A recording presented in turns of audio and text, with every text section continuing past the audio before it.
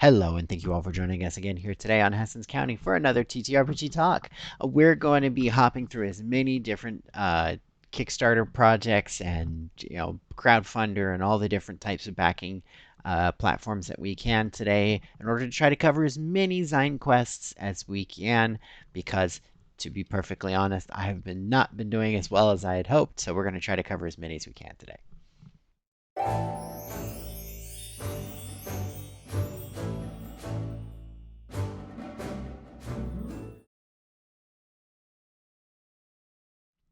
So the first game we're going to be covering today is The Colony. This is a Zine that's put out by Gabriel Kerr.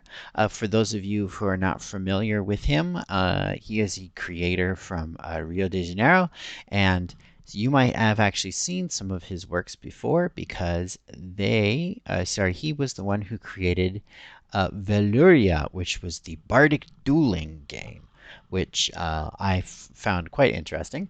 Um, and yeah, the basic idea behind The Colony is that this is a sort of post-apocalyptic hex crawl.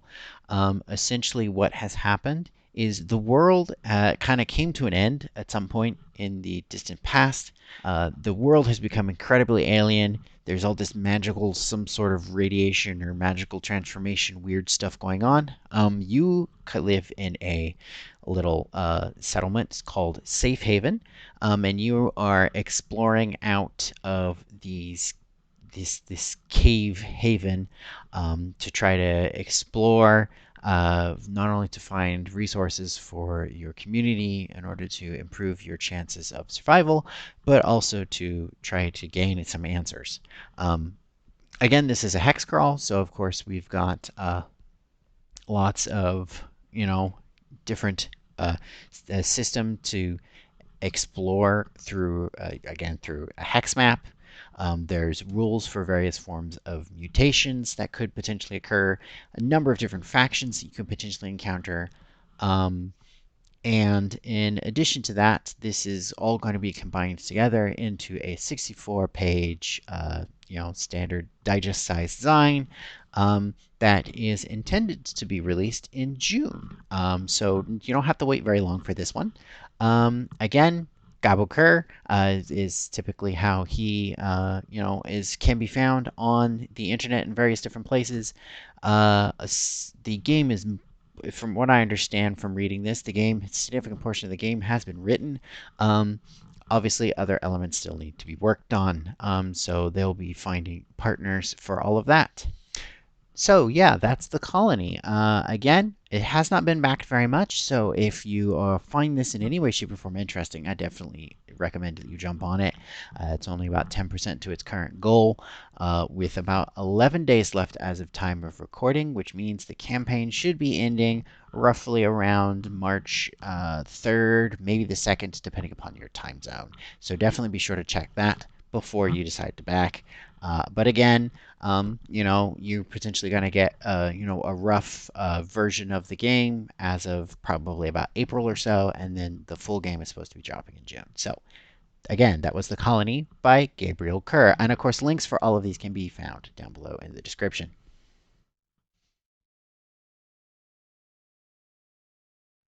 The second game we'll be covering today is not really a game, but rather instead it's a character funnel and adventure Zine for the Shadow Dark RPG created by James Merlot called The Tomb of Ostrabaris. Ostrabaris. Ostrabaris apparently in the lore here is some sort of wizard or something, and again, this definitely has some Egyptian themes to it. But basically, yes, this is a tomb for an old forgotten wizard that you're delving into. As mentioned here in the description, this is inspired by a lot of like the early dungeons from TSR, like the Funhouse dungeons. And this is intended to be either the beginning of a campaign or a one-shot.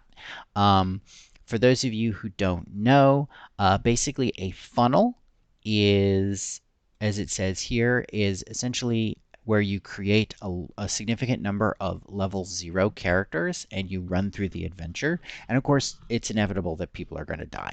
But the idea is that at the end, you're going to have and level up a number of characters that are going to be more effective as player characters and more potentially interesting and for you because you're already invested and connected to these characters um, right from the very get-go. So two things just to preface real quick. One, this is this creator's first crowdfunder project, so or crowdfunding project rather. So you know things might be a little rocky with this campaign, but it certainly looks like an interesting idea to get started off with. It's a smaller, simple thing. It's supposed to only really be 30 pages. There is a digital backer for PDFs for people who want PDFs that will be fulfilled through itch, and there is a supposed to be basically a saddle stitched around 30-page Zine. My guess is either 28 or 32 pages. And of course, people who get the physical bundle will also get the PDF as well. And one last thing to note is that currently the campaign is supposed to be running until, depending upon your time zone, either somewhere around March 1st or the very end of February, very beginning of March. And they're currently 50% to their goal. So definitely check out this one. And again, just as always, links will be in the description down below. For our next Zine, we'll actually be hopping over to Kickstarter, and this one is I Crave the Loop. I Crave the Loop claims to be a snack time roguelike game. This was written by John Boyle, who is teaming up again with Brie Dedanen in order to bring you this Zine. They have already hit their Kickstarter goals, so you don't need to worry about that. And they have 13 days to go, so they will be ending, again, depending upon your time zone, somewhere in the neighborhood of like March 5th or March 6th. So the basic idea is that in this game, you are, this is a sort of like this is basically a solo game. And the basic idea behind here is that you would like to eat a snack, but there is some sort of creature that is haunting your wherever you are, and they want to try to catch you and steal your snack away. So you are trying to basically play on the snack clock.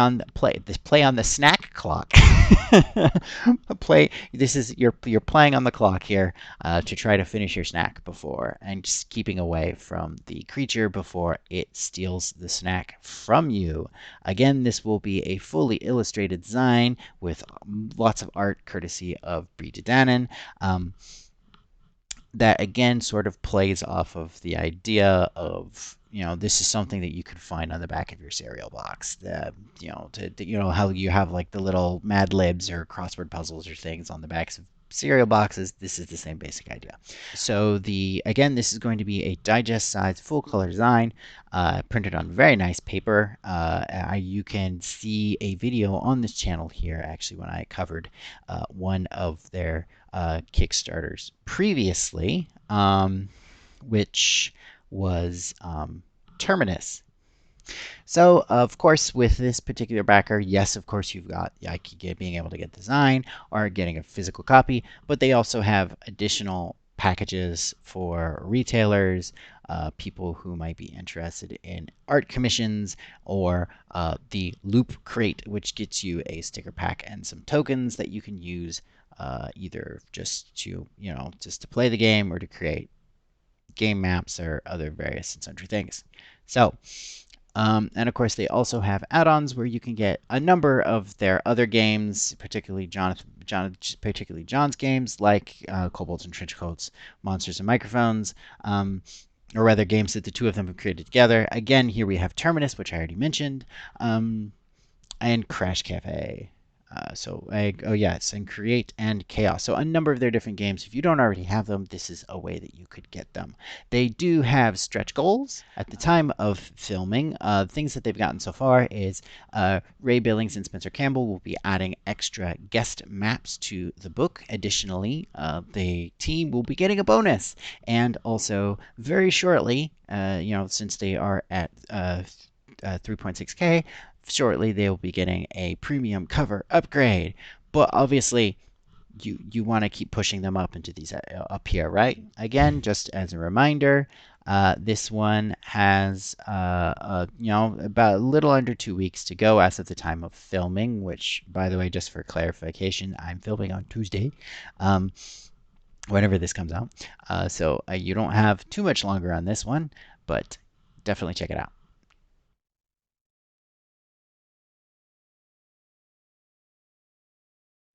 So for our next game, we're going to be taking a look at From Midgard to Eternity.